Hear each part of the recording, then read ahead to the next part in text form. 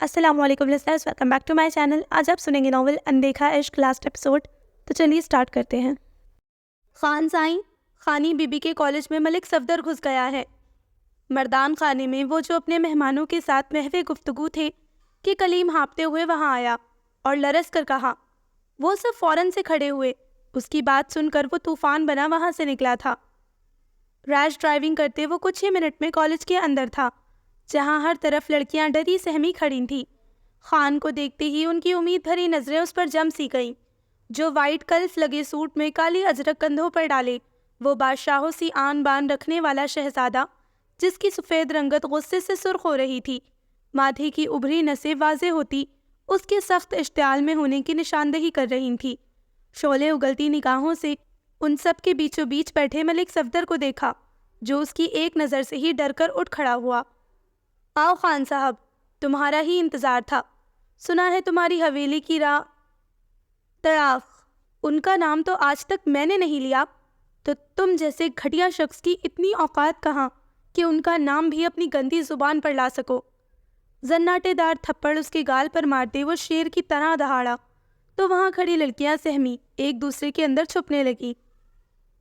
تھپڑ ایسا پڑا تھا کہ ملک صفدر کو اپنی چھٹی کے دانت یاد آ گئے تھے۔ ڈر اس کی آنکھوں میں واضح تھا۔ وہ دوبارہ اس پر ہاتھ اٹھاتا کہ کلیم نے اس کے کان میں سرگوشی کی تو وہ سر جھٹک کر یہاں وہاں نظریں دوڑاتے رائنا کو ڈھونڈنے لگا، مگر وہاں نہیں تھی۔ وہ کلاسز میں جا کر دیکھنے لگا، مگر وہ وہاں بھی نہیں تھی۔ اب اسے رائنا کی فکر ستانے لگی تھی۔ کچھ سوچ کر ٹیرس پر گیا تو ٹھنڈی ہوائیں اس کے ماتھے پر بکھرے بالوں کے ساتھ چھیڑخانی کرنے لگی۔ ارد گرد دیکھا تو وہ کہیں نہیں تھی۔ چھوٹے خان، سہمی سی لرزتی آواز پر وہ چونکا۔ ارد گرد دیکھا، وہ کہیں نہیں تھی۔ کچھ ٹینک وہاں موجود تھے۔ گاؤن میں چھپی نکلی، پلکوں کی چلمن سے آنسو ٹپکتے اس کے حجاب میں جذب ہو رہی تھی۔ ایک بار نظریں اٹھا کر اسے نہیں دیکھا۔ اس کے آنسو اس کے گال پر گر رہے تھے۔ وہ بے چین ہوا، لیکن بے بس تھا۔ وہ کچھ کر نہیں سکتا تھا، کیونکہ وہ اس کی نہیں تھی۔ آپ روئے مت، چلے نیچے، آپ کے بابا آپ کا ویٹ کر رہے ہیں۔ بھڑکتی نظروں کو بمشکل نیچے جھکائے وہ سنجیدگی سے بولا تھا۔ رائنا جلدی سے سیڑھیاں اترتے سہمے خرگوش کی طرح دلاور خان کے حصار میں جا چھپی۔ کتنی لکی ہیں یہ، خود تو پیاری ہیں ہی، لیکن شوہر بھی ماشاءاللہ نظریں بد سے بچائے۔ داور نے کسی لڑکی کی سرگوشی سنی تو لب دبائے مسکراہٹ رد کی۔ دلاور خان اسے لے کر گاڑی میں بیٹھتے حویلی کی طرف رواں دواں ہوئے۔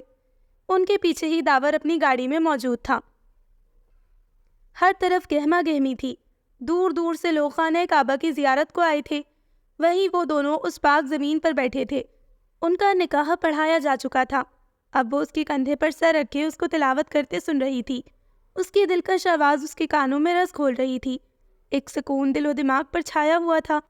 اس نے تلاوت ختم کر کے دعا کے لیے ہاتھ اٹھائے اور دعا مکمل کی اور سر جھکا کر اسے دیکھا، جو اس کے کندھے سے لگی پرسکون تھی۔ کچھ پڑھ کر اس کے اوپر دم کیا تھا۔ میری جان، اس کی پیشانی پر لب رکھتے اپنا پرحدت لمس چھوڑا تو وہ مسکرا کر آنکھیں وا کرتی اسے دیکھنے لگی۔ مگر وہ تو اپنے کمرے میں حویلی میں موجود تھی۔ دھڑ دھڑ کرتے دل پر ہاتھ دھرتے وہ مسکرائی۔ اس کا نکاح تو اوپر پہلے سے ہو چکا تھا، لیکن وہ انسان جو بھی تھا، وہ فواد نہیں تھا۔ وہ آواز وہ کیسے نہ پہچانتی؟ کل ہی تو اس نے اسے مخاطب کیا تھا۔ چھوٹے خان؟ اس کی آواز کے ساتھ اس کی آنکھوں میں بھی بے یقینی اور حیرت تھی۔ چھوٹے خان؟ ڈری سہمی سی لرزتی آواز اس کی سماعت میں گونجی تو وہ جھٹ سے اٹھ بیٹھا۔ ارد گرد دیکھا، وہ کہیں بھی نہیں تھی۔ ہوتی بھی کیسے؟ وہ ابھی اس کی نامحرم تھی۔ اب تو آپ نے میرے خوابوں پر بھی قبضہ جما لیا ہے، وہ خود ہی کہتے مسکرایا۔ لبوں پر دل فریب سی مسکراہٹ تھی۔ اب گزارا ناممکن ہے خانی۔ وہ اپنے بالوں میں ہاتھ پھیرتے دلکشی سے مسکرایا تھا۔ دوپہر کے 2 بج رہے تھے۔ موسم بھی کافی خوشگوار تھا اور خلاف معمول آج ہر طرف گہری خاموشی تھی۔ حویلی میں کوئی ملازم نظر نہیں آ رہا تھا۔ اتنے میں حویلی کے در و دیوار دل خراش سی چیخ سے کانپ اٹھے۔ حویلی کے مکین، جس میں دل نشین شاہ بھی تھی، باہر آئے تو ان سب کی آنکھیں حیرت سے پھٹ گئی۔ فواز صاحب گن ہانیہ کے سر پر رکھے کھڑے تھے اور ہانیہ بی بی گن اپنے سر پر محسوس کرتے ہی بے ہوش ہونے کے قریب تھی۔ دل نشین شاہ نے لب بھیجتے مسکراہٹ روکی۔ خان، یہ کیا کر رہے ہیں آپ؟ نرمین بیگم جلدی سے اس کے پاس آئی تھی۔ بس کریے مورے، کیا آپ کو نہیں معلوم کہ اس لڑکی کا رشتہ بچپن سے میرے ساتھ طے تھا؟ پھر بھی آپ لوگوں نے میری جان عذاب میں جھونک رکھی ہے۔ اس کی پیشانی پر گن کا دباؤ بڑھاتے وہ غصے سے پاگل ہوا۔ اعظم خان سینے پر ہاتھ باندھے ان کے ڈرامے دیکھ رہے تھے۔ لالا سائیں، آپ کی شادی شہزادی سے ہی ہوگی، آپ بے فکر رہیں، لیکن پلیز گن ہٹا دیں۔ داور نے مصنوعی پریشانی سے کہا تو اعظم خان نے اپنے سپوت کو گھورا۔ یہ اولادیں کیوں بھول جاتی ہیں کہ ان کے باپ نے بھی دنیا دیکھی ہے؟ ارے گن رکھو۔ اس کو تابیداری سے گن ہٹاتے دیکھ کر داور کا دل چاہا اپنا ماتھا دیوار میں دے مارے۔ میں تب تک یہ گن نہیں ہٹاؤں گا جب تک بابا سائیں یہ نہ کہہ دے کہ ہمارا نکاح آج ہی کرائیں گے۔ وہ زور سے بولا تو اعظم خان نے اس کی طرف قدم بڑھائے، جسے دیکھتے فواد کی سانسیں رکی۔ ہانیہ کا وجود لرزنے لگا تھا۔ ہاں خان، چلاؤ گولی، ہم بھی دیکھیں اعظم خان کے بیٹے میں کتنا دم ہے۔ مونچھوں کو تاؤ دیتے وہ اطمینان سے اس کے اڑے رنگ دیکھنے لگے۔ بابا سائیں، کیا کہہ رہے ہیں آپ؟ مان جائیں نکاح کے لیے، داور نے کہا۔ فواد خان، گولی چلاؤ۔ وہ رعبدار لہجے میں گویا ہوئے تو فواد کا سانس رکا۔ داور کی طرف دیکھا جو دلنشین شاہ کو دیکھ رہا تھا۔ دلنشین شاہ کو پتہ چل چکا تھا کہ ان کے بھائی کو سب معلوم ہو چکا ہے۔ سانس روک کے اب وہ اس تماشے کے ختم ہونے کا انتظار کر رہی تھی۔ ناٹک ہی کرنا تھا تو کم از کم گن ہی اصلی رکھ لیتے۔ پلاسٹک کی گن اٹھا کر تم لوگ قتل کرنے چلے ہو۔ اس کے ہاتھ سے پلاسٹک کی گن لیتے وہ تمسخرانہ نظروں سے داور خان کو دیکھتے ہنسے تو تذلیل سے اس کا چہرہ سرخ ہوا۔ دلاور، قاضی صاحب کو بلاؤ، آج ہی ان چاروں کے نکاح ہوں گے، ہماری مرضی سے۔ وہ زوردار آواز میں دہاڑے تو ہانیہ سہم کر فواد کے پیچھے چھپی۔ وانیہ رائنہ کے ساتھ باتوں میں مصروف تھی تاکہ وہ باہر کے ناٹک کو دیکھ یا سن نہ سکے۔ داور مٹھیاں بھیجے وہاں سے واک آؤٹ کر گیا تھا۔ بھائی جان، آپ کیوں تنگ کر رہے ہیں انہیں؟ بتا دینا کہ آپ یہ سب صرف داور کو دکھانے کے لیے کر رہے ہیں، دلنشین شاہ نے منت بھرے لہجے میں کہا۔ بچے، آپ کے بھتیجے کی ضد توڑوانی ہے۔ میں چاہتا ہوں وہ خود مجھ سے کہے کہ اسے خانی اپنے نکاح میں چاہیے۔ وہ مونچھوں کو تاؤ دیتے مسکرائے۔ دلنشین شاہ نے سر پکڑا۔ ادھر یہ ضدی باپ، وہاں ان کا پاگل بیٹا، دونوں ہی ضد چھوڑنے کا نام ہی نہیں لے رہے تھے۔ وہ بچہ ہے لیکن آپ تو سمجھداری دکھائے۔ آخری کوشش کی گئی مگر انہوں نے نفی میں سر ہلایا تو دلنشین صاحبہ نے سر جھٹکا۔ یہ گھبراہٹ کیوں؟ کہیں آپ کو ڈر تو نہیں لگ رہا؟ ان دونوں کو اپنی انگلیاں مڑوڑتے دیکھ کر وانیہ شریر ہوئی تو ہانیہ نے اسے گھورا۔ گھبراہٹ کیوں؟ ہم کون سا کسی کا شوہر چوری کر کے نکاح کرنے جا رہے ہیں؟ بھائی ذاتی شوہر بنے گا۔ تم چپ کر جاؤ ورنہ منہ توڑ دوں گی۔ اپنی گھبراہٹ کو غصے میں بدلتی وہ اس پر چڑھ دوڑی تو وہ زبان دکھاتی باہر کو بھاگی۔ بیٹا، آپ تیار ہیں؟ مہرو خان نے رائنہ کے کمرے میں آتے پوچھا، جو سادہ سے سفید فراک پر ریڈ حجاب، چہرے پر بے تحاشا معصومیت لیے سفید پری معلوم ہو رہی تھی، اور ہانیہ بھی اسی طرح کے لباس میں موجود تھی۔ ماشاءاللہ، میری بچیاں کتنی پیاری لگ رہی ہیں، اللہ پاک کالی نظر سے بچائے۔ پیسے اس کے اوپر سے وارتے ہوئے وہ اماں بھی کو غریبوں کو دینے کا کہتی اس کے ماتھے پر لب رکھ گئی، جو مسکرا کر انہیں ہی دیکھ رہی تھی۔ ماں سائیں، رانیہ نے دھیمے لہجے میں کہا۔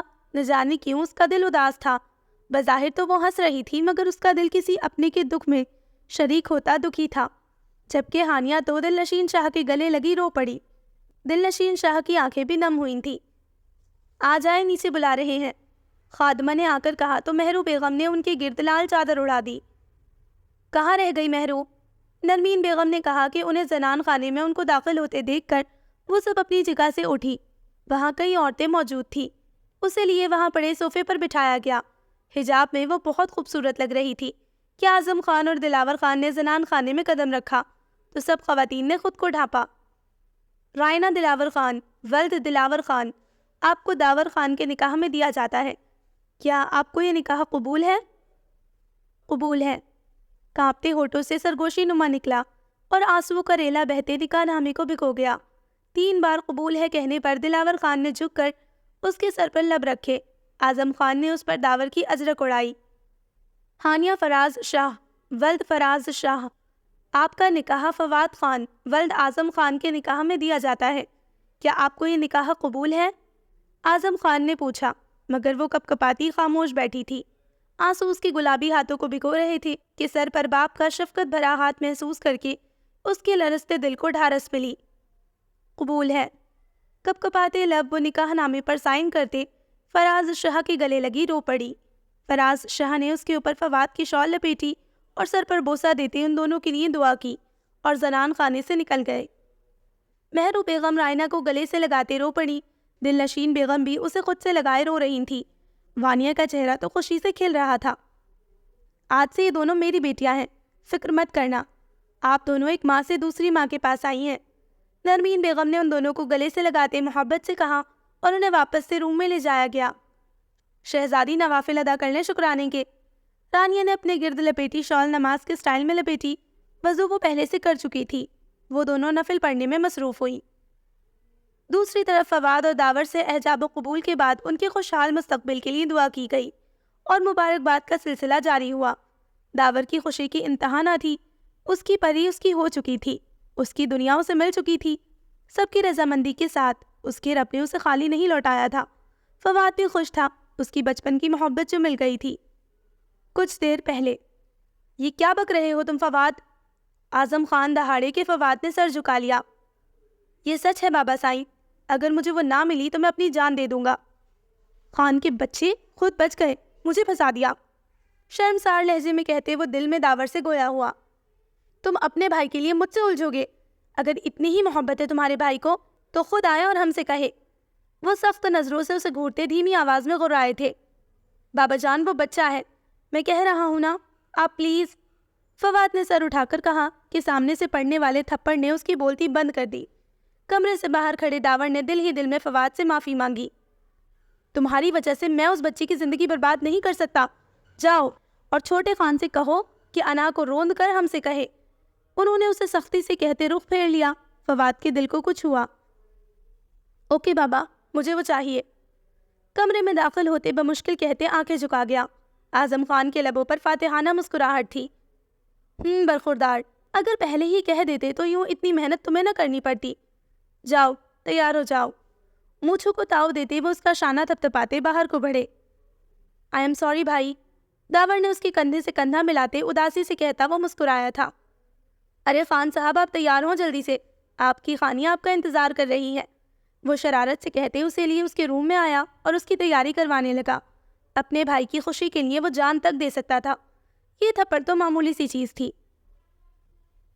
مغرب کی نماز کے بعد وہ دونوں تیار ہوئی روم میں بیٹھی تھی۔ یلو فراک اور گرین چوڑی دار پجامے کے ساتھ گرین حجاب اور کندھوں پر داور کی شال لپیٹے وہ حسن میں حوروں کو مات دیتی تھی۔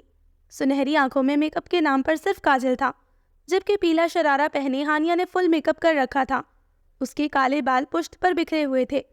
بھاری زیور پہنے وہ بہت پیاری لگ رہی تھی۔ آپ ہی مجھے ڈر لگ رہا ہے، ہانیہ نے رائنا کا بازو پکڑتے کہا۔ وہ جو خود نروس سی بیٹھی تھی اس کی معصوم شکل دیکھ کر گہری سانس خارج کرتی سیدھی ہو کر بیٹھ گئی۔ ڈر کس چیز کا شہزادی؟ پتہ نہیں، عجیب سی شرم فیل ہو رہی ہے، من کر رہا ہے کہیں چھپ جاؤں۔ ہائے، ابھی میری عمر ہی کیا ہے جو شادی کرنے لگی ہوں۔ نم ہوتی گردن پر ہاتھ پھیرتے وہ رونی جیسی ہو گئی۔ اب وہ اسے کیا بتاتی کہ اس کی حالت ہانیہ سے الگ نہیں ہے۔ شہزادی، اس سے پہلے وہ کچھ کہتی کہ وانیہ کے ساتھ کچھ گاؤں کی لڑکیاں اندر آئیں اور انہیں لیے باہر چلی گئیں۔ زنان خانے میں انہیں صوفے پر بٹھاتے وہ پیچھے ہوئی تو سبھی خانے کے حسین پرنور چہرے کو دیکھتے کچھ بولنے کے قابل ہی نہ رہے۔ وہ خوبصورت ہی اتنی تھی کہ سب اس کو حسرت بھری نگاہوں سے دیکھ رہے تھے۔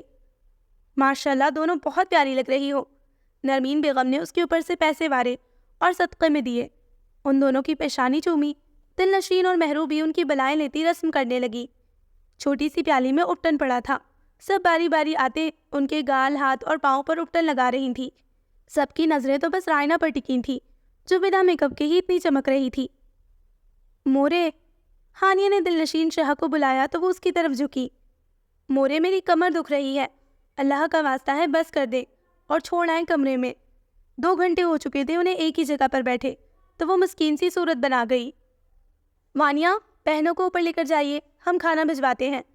نرمین بیگم نے رائنا کی تھکن سے سرخ ہوتی رنگت دیکھ کر کہا تو وہ سر ہاں میں ہلاتی انہیں اپنے اپنے کمروں میں چھوڑ گئی۔ واپس آتے ہی ان دونوں کے سامنے ہاتھ پھیلائے۔ بچے، آج بدھ ہے، آپ جمعرات کو آنا۔ داور نے اس کے ہاتھ کو دیکھتے نرمی سے کہا تو جہاں فواد کا قہقہا گونجا وہیں دانیہ نے خفکی سے اسے گھورا۔ لالا، ہم آپ کو فقیر نہیں لگتے ہیں؟ تو ٹھیک ہے، جائے یہاں سے۔ ارے نہیں نہیں گڑیا، یہ لو۔ داور نے ایک گفٹ اس کے ہاتھ میں پکڑایا اور نظر چرا کر فواد کو آنکھ مارتے اپنی بیویوں کو دیکھنے کے لیے اندر چلے گئے۔ موڑے! خوشی خوشی جیسے ہی وانیہ نے گفٹ کا ڈبہ کھولا، ایک مکہ سیدھا اس کی ناک پر بجا۔ کچھ پل تو وہ صدمے میں کھڑی رہی تھی، پھر ہوش میں آتی چیخی اور پاؤں پٹکتے دل نشین شاہ کے پاس جانے لگی، وہ جو اس کی شال میں سرخ چہرہ چھپائے بیڈ پر لیٹی تھی۔ اب تو میں اس پردے کو بھی ہمارے درمیان آنے کی اجازت نہیں دوں گا خانی۔ اس کے گھونگھٹ کو اٹھائے وہ آہستگی سے بولا تو رانیہ کو اپنا دل کانوں میں بجتا محسوس ہوا۔ ماشاءاللہ۔ اس کا گھونگھٹ ہٹائے وہ اس کی جانب دیکھتے بے ساختہ اس کے منہ سے نکلا تو رائنا خود میں سمٹی۔ بھاری ہوتی پلکیں لرز رہی تھی، عجیب سی کیفیت تھی اس کی کہ وہ پہلو پر پہلو بدل رہی تھی، جیسے کہیں چھپ جانا چاہتی ہو۔ اس کا گلال بکھیرتا چہرہ اس کی دل کی دھڑکن بڑھا گیا تھا۔ میں بہت خوش نصیب ہوں جو مجھے آپ ملی۔ اچانک ہی وہ بیڈ پر لیٹ کر اس کی گود میں سر رکھ گیا۔ رائنا نے گھبرا کر اسے دیکھا، ایک لمحے کو تو جیسے دل دھڑکنا بھول گیا۔ بھوری چمکتی آنکھیں، مغرور کھڑی ناک، انابی لبوں پر دل فریب سی مسکراہٹ۔ نظروں سے ہی دل میں ماشاءاللہ کہتے وہ نظریں اس کی گلے میں پہنی چین کو دیکھنے لگی، اس کے نرم و نازک سے گلابی ہاتھوں کو پکڑ کر۔ آپ کبھی جھوٹ نہیں بولتی نا؟ بھوری آنکھوں میں خمار کی سرخی لیے وہ اس کے سرخ ہونٹوں کو دیکھتے نظریں چرا گیا۔ رائنا نے اسبات میں سر ہلایا۔ بولے؟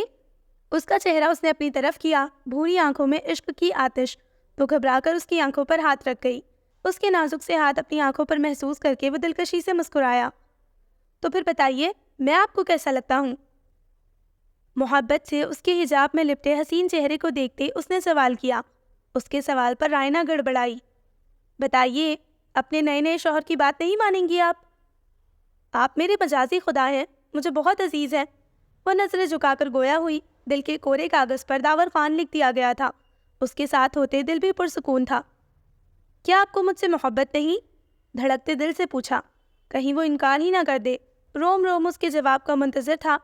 رائنا کی خوشبودار سانسیں وہ اپنے چہرے پر محسوس کرتے اس کی آنکھوں میں خمار چھایا تھا۔ مجھے آپ کی سیرت پسند ہے، آپ کا سب سے عزت سے بات کرنا، صنف نازک کو عزت و احترام دینا، میرے دل میں آپ کے لیے بہت عزت ہے، اور نکاح کے 3 بولوں میں اتنی طاقت ہے کہ وہ 2 انجانوں کو بھی ایک دوسرے سے محبت کرنے پر مجبور کر دیتی ہے۔ بنا کچھ کہے ہی وہ اسے مزید اپنا دیوانہ کر گئی۔ اس کا دل کر رہا تھا وہ بولتی رہے اور وہ سنتا رہے۔ عجیب سی کشش تھی، اس کا من کیا بھاڑ میں جائے رسمیں، انہیں ہمیشہ کے لیے خود میں چھپا لے، مگر پھر اعظم خان کو یاد کرتے اس نے کانوں کو ہاتھ لگایا تھا۔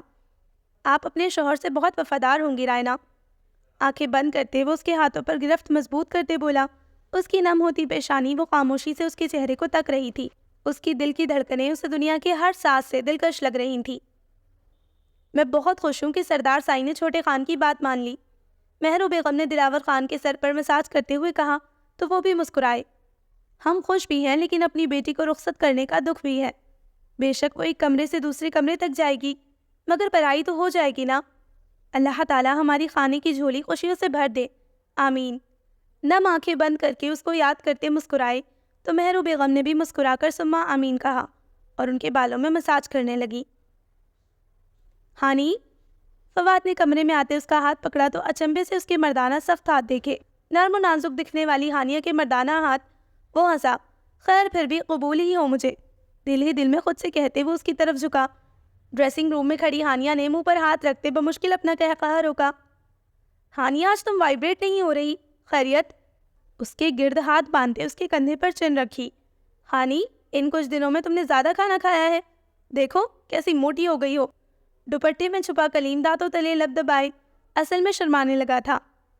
ہانی تم نہاتی نہیں ہو کیا؟ اس کا رخ اپنی جانب کرتے وہ تشویش زدہ لہجے میں گویا ہوا۔ اپنے سینے سے لگے کلیم کو دیکھتے ایک چیخ کے ساتھ وہ اسے خود سے دور پھینک گیا تھا۔ میری ہانیہ کلیم بن گئی؟ وہ صدمے میں بولا تو چینجنگ روم میں کھڑی ہانیہ کا قہقہہ سنا تو غصے سے روم کا دروازہ بجانے لگا۔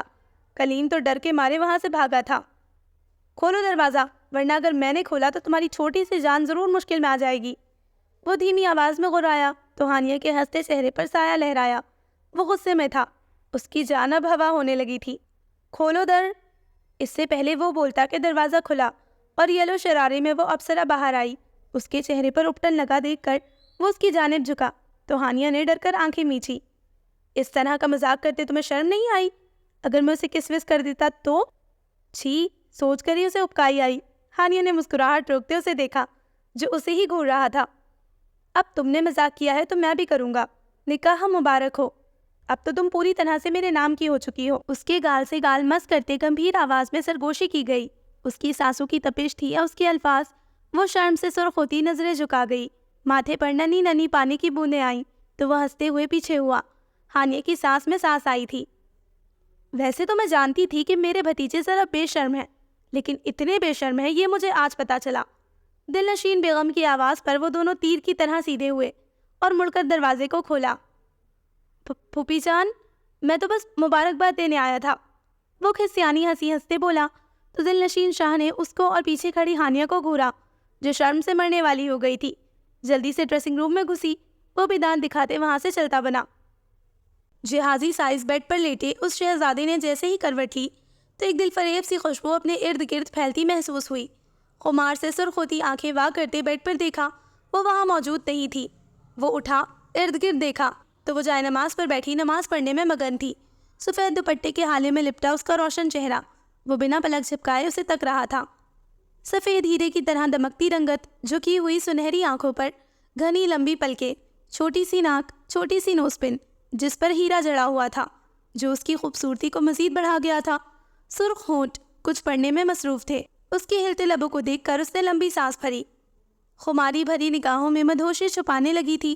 سادگی میں وہ اتنی حسین لگ رہی تھی، جب ہتھیاروں سے لیس ہو کر اس کے لیے سنگھار کرے گی تو وہ اس کو دیکھتے دیکھتے ہی زندگی گزار دے گا۔ آنکھیں بند کرتے وہ بیڈ پر لیٹا۔ رائنا نے جائے نماز لپیٹ کر رکھی اور کچھ پڑھتے اس کی طرف آئی جو سونے کی ایکٹنگ کر رہا تھا۔ وہ جھکی، کچھ پڑھ کر اس پر بھونکا اور لرزتے ہاتھوں سے اس کے کندھے کو ہلایا۔ خان سائی، نماز قضا ہو جائے گی۔ وہ اس کے چہرے کو تکتے گویا ہوئی جو انابی لبوں کو بھیجے، چوڑی پیشانی پر بے ترتیب بال۔ وہ رب کا جتنا شکر ادا کرتی کم تھا۔ وہ شہزادہ دل کا بھی خوبصورت تھا۔ رات کو وہ اسے بچپن سے لے کر اب تک کی کہانی بتا چکا تھا۔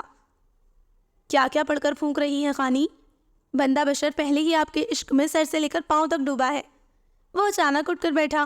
اس کے اچانک اٹھنے پر اس پر جھکی رائنا گھبرا کر پیچھے ہوئی۔ خوف سے ایک بار تو دل نے دھڑکنا ہی چھوڑ دیا تھا۔ ریلیکس، اس کے نرم لمس کو محسوس کرتے وہ سرشار ہوا، مگر اس کے خوف سے سفید پڑتے چہرے کو دیکھ کر وہ نرمی سے بولا تو رائنا نے پیشانی سے پسینہ صاف کیا۔ نماز، وہ مختصر سا بولی تو اس کی حالت دیکھ کر وہ اسے شانوں سے پکڑتے اپنے قریب کر گیا۔ رائنا نے سانس روک کر اسے دیکھا۔ خانی، ڈرنا گھبرانا چھوڑ دے، میں آپ کا شوہر ہوں، آپ مجھ سے ایزی ہو کر بات کیا کریں۔ یوں ڈریں گی تو مجھے لگے گا میں کوئی ظالم روڈ ہیرو ہوں جو اپنی پھولوں جیسی بیوی کو ٹارچر کرتا ہے۔ اس کی پیشانی پر لب رکھتے وہ نرمی سے کہتے آخر میں شریر ہوا تو رائنا بھی مسکرائی۔ خوش رہا کریں، آپ کی ہنسی بہت پیاری ہے۔ اس کے چہرے پر نظریں جمائے وہ گمبھیر آواز میں سرگوشی نما بولا تو رائنا کی دل کی دھڑکن نے رفتار پکڑی اور ٹائم کو دیکھتا داور مسکرا کر پیچھے ہٹا اور واچ اٹھاتے باہر کو بڑھا۔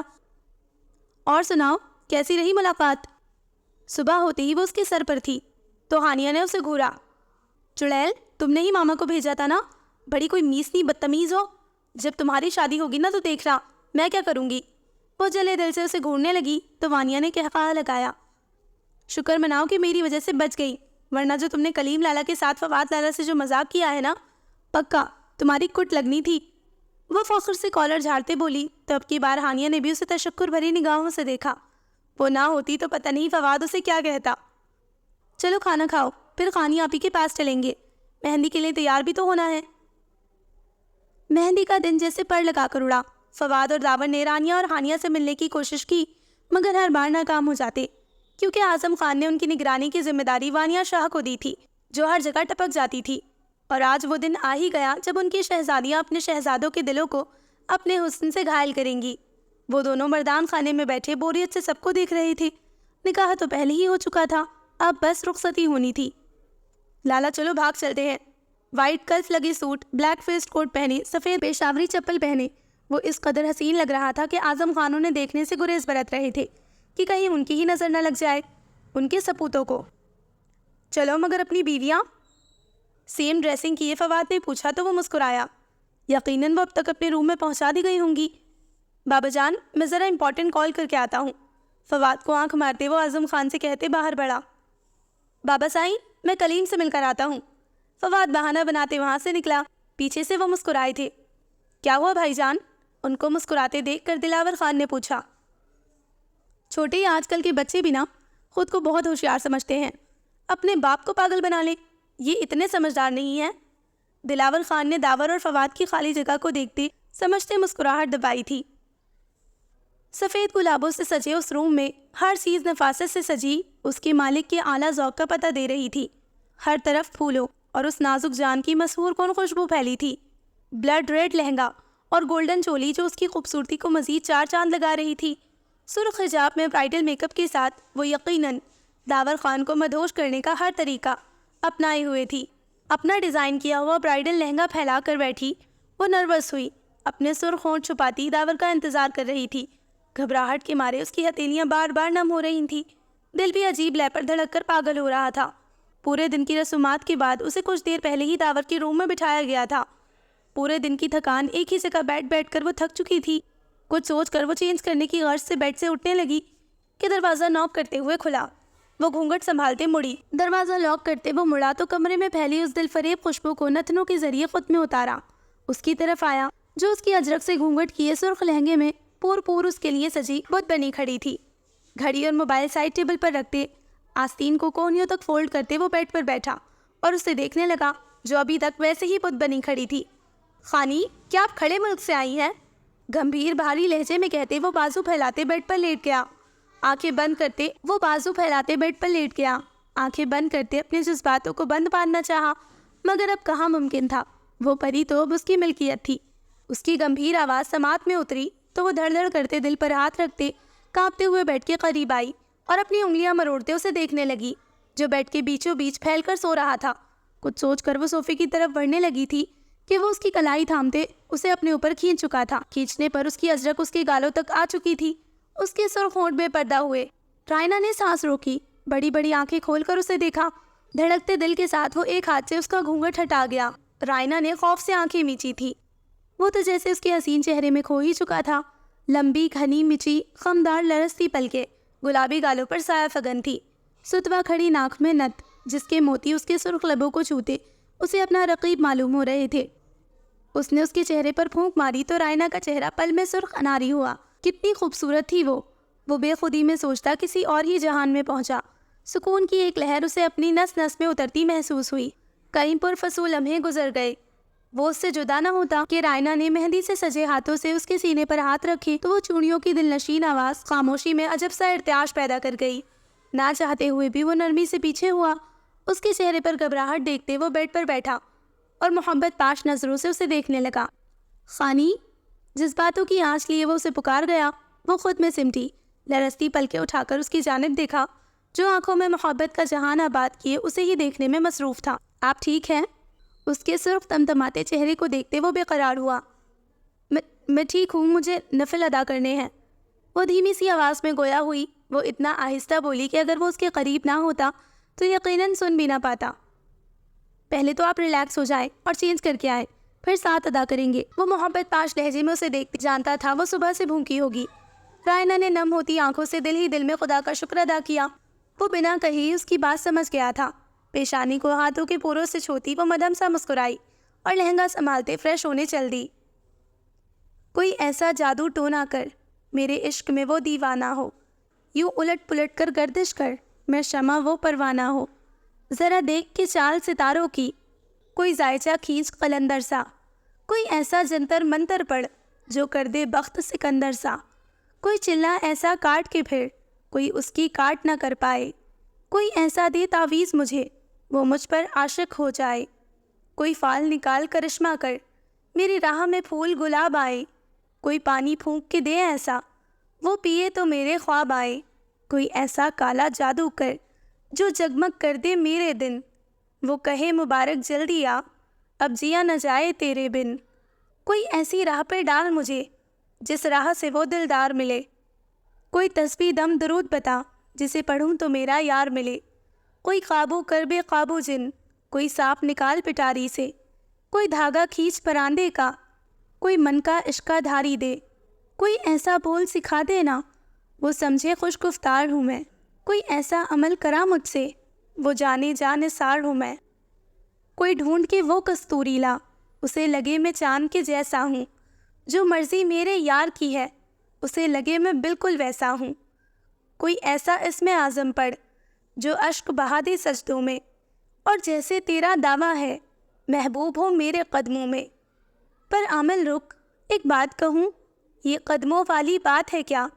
محبوب تو ہے سر آنکھوں پر، مجھ پتھر کی اوقات ہے کیا؟ اور عامل سن، یہ کام بدل، یہ کام بہت نقصان کا ہے، سب دھاگے اس کے ہاتھ میں ہے جو مالک کل جہان کا ہے۔ پورے کمرے کو گلاب کے پھولوں سے سجایا گیا تھا۔ وہ بیڈ پر لہنگا پھیلا کر بیٹھی ایک نازک سا پھول ہی لگ رہی تھی۔ آنے والے لمحات کا سوچ کر ہی وہ شرمائی گھبرائی سی بہت دل نشین لگ رہی تھی کہ روم کا دروازہ کھل کر بند ہوا۔ ہانیہ کا دل زور و شور سے دھڑکنے لگا تھا۔ کیسی ہو؟ وہ واچ اور موبائل سائڈ ٹیبل پر رکھتے اس کے سامنے بیٹھا، جو سر نیچے جھکائے گھبرا رہی تھی۔ ٹھیک ہوں، آپ کیسے ہیں؟ کپ کپاتے لبوں سے سرگوشی نما آواز نکلی۔ تمہارے آنے کے بعد میں ایک دم فٹ ہو گیا ہوں۔ اس کے چہرے کو دیکھتے اس نے محبت سے کہا۔ بہت حسین لگ رہی ہو تم۔ اس کے نازک سے ہاتھوں کو تھامتے وہ دھیمی آواز میں گویا ہوا تو ہانیہ کا چہرہ سرخ ہوا۔ ہانی، جب سے تمہیں دیکھا تھا تب یہی فیصلہ کیا تھا کہ اب فواد خان کی زوجہ تو بس ہانیہ شاہ ہی بنے گی، اور دیکھو اللہ کے کرم سے آج تم میری بیوی بن کر پورے حق سے میرے بیڈ پر براجمان ہو۔ اس کے ہاتھوں کو سہلاتے اس نے محبت سے کہا۔ تو کیا ہانیہ فواد خان کو زندگی بھر کے لیے میرا ساتھ قبول ہے؟ اس نے محبت پاش لہجے میں کہا۔ تو سرخ پڑتے گھبراتے ہانیہ نے اسبات میں سر ہلایا تھا۔ وہ خود سپردگی کا عالم تھا۔ میں وعدہ کرتا ہوں ہانیہ، ہمیشہ ہر قدم پر مجھے تم اپنے ساتھ پاؤ گی۔ میری ذات سے تمہیں کبھی کوئی تکلیف درد نہیں ملے گا۔ گمبھیر سرگوشی کرتے اس نے اس سے کہا تھا۔ تلاش مجھ کو نہ کر تشتے ویرا میں، نگاہ دل سے ذرا دیکھ، پل پل تیرے پاس ہوں میں۔ یا اللہ، میں تیرا جتنا شکر ادا کروں اتنا کم ہے۔ میری زندگی مجھے مل گئی، مجھے ہمت دینا کہ میں اس پری کو کبھی کوئی تکلیف نہ پہنچنے دوں، ہمیشہ اس کے چہرے پر مسکراہٹ لانے کا سبب بنوں۔ ہماری آنے والی زندگی میں ہمیشہ یوں ہی ہم پر اپنا کرم کرنا مولا، تیرا شکر۔ دعا مانگتے اس کی طرف دیکھا جو وائٹ سوٹ میں ریڈ دوپٹہ اوڑھے آنکھیں بند کرتے دعا کے لیے ہاتھ اٹھائے، جانے کون سی دعا مانگنے میں مگن تھی۔ اس کی بند آنکھوں سے تشکر کا آنسو آنکھوں سے نکلتا گلابی گال پر بہہ نکلا تو منہ پر ہاتھ پھیرتی وہ اس پر پھونکنے لگی۔ وہ جو پہلے ہی اس کی جانب بحیثیت سے دیکھ رہا تھا، رائنا نے چہرہ موڑتے ہی اسے دیکھا تو وہ جھجک کر پیچھے ہوئی۔ کیا مانگا؟ اس کی جھجک محسوس کرتے داور نے اس سے پوچھا تو رائنا نے جائے نماز لپیٹ کر سائڈ پر رکھی اور صوفے پر آ بیٹھی۔ سکون، صبر اور آپ کی زندگی، وہ رک رک کر بولی۔ لبوں پر ہلکی سی مسکان تھی۔ وہ بے خودی میں اس پری پیکر کو تکے گیا۔ کتنی خوبصورتی سے وہ اپنی ہر بات کو مختصر کر کے بتاتی تھی۔ آپ نے کیا مانگا؟ اس کی نظروں کی تپش سے وہ پہلو بدلتے پوچھنے لگی تاکہ اس کا دھیان بھٹکے، مگر وہ ڈھیٹ پلک جھپکانے تک پہ راضی نہ تھا۔ نہ دیکھنا تو دور کی بات تھی۔ میں نے اپنی زندگی مانگی، اس کے چہرے کو ٹکر ٹکر دیکھتے بولا، جس کا چہرہ تھوڑا اداس ہوا۔ میری زندگی تو آپ ہے نا؟ اس نے بھاری لہجے میں سرگوشی کی تو رائنا کا دل جیسے کانوں میں دھڑکا۔ اس کو اپنے قریب دیکھ اس نے اپنے خشک لبوں کو تر کیا اور سنہری کاجل سے بھری نگاہوں سے اس کی جانب دیکھا۔ بھوری آنکھوں سے سنہری آنکھوں کا تصادم ہوا۔ واللہ قیامت تھی، اسے لگا وہ ان آنکھوں میں ڈوب جائے گا۔ اس کے محبوب کی ہر ادا اسے اپنے دل کے قریب معلوم ہو رہی تھی۔ اجازت ہے کہ میں آپ کو اپنی دنیا میں لے چلوں؟ اس نے محبت سے اس کے آگے اپنا ہاتھ پھیلایا۔ دھڑکتے دل کے ساتھ اس نے اپنا نرم و نازک ہاتھ اس کے بھاری ہاتھ پر رکھا۔ دھک دھک کرتے دل کے ساتھ وہ سر جھکا گئی تھی۔ یقین ہے مجھ پر؟ اس کے جھکے چہرے کو اپنے مقابل کرتے پوچھا تو وہ اس بات میں سر ہلا گئی۔ میں آپ کو کبھی بھی تکلیف نہیں دوں گا فانی، میرے اس دل کی ملکہ آپ ہے۔ پیار بھری سرگوشیاں کرتے وہ اس میں گم ہونے لگا۔ وہ سکون حاصل کرنا چاہتا تھا جو اس کا تھا۔ میں نے اپنا اندیکھا عشق حاصل کر لیا۔ گہری خاموشی میں ایک مسکراتی سرگوشی گونجی۔ وہ شہزادہ آج بہت مغرور ہو چکا تھا، ہوتا بھی کیوں نہ اس کے اندیکھے عشق نے اس کے عشق کی معراج کو چھو لیا تھا۔ So listeners, this was the end of the novel اندیکھا عشق۔ I hope آپ کو یہ ناول پسند آیا ہوگا۔ جلد ملتے ہیں کسی اور ناول کے ساتھ، تب تک اپنا خیال رکھیں، دعاؤں میں یاد رکھیں۔ اللہ حافظ۔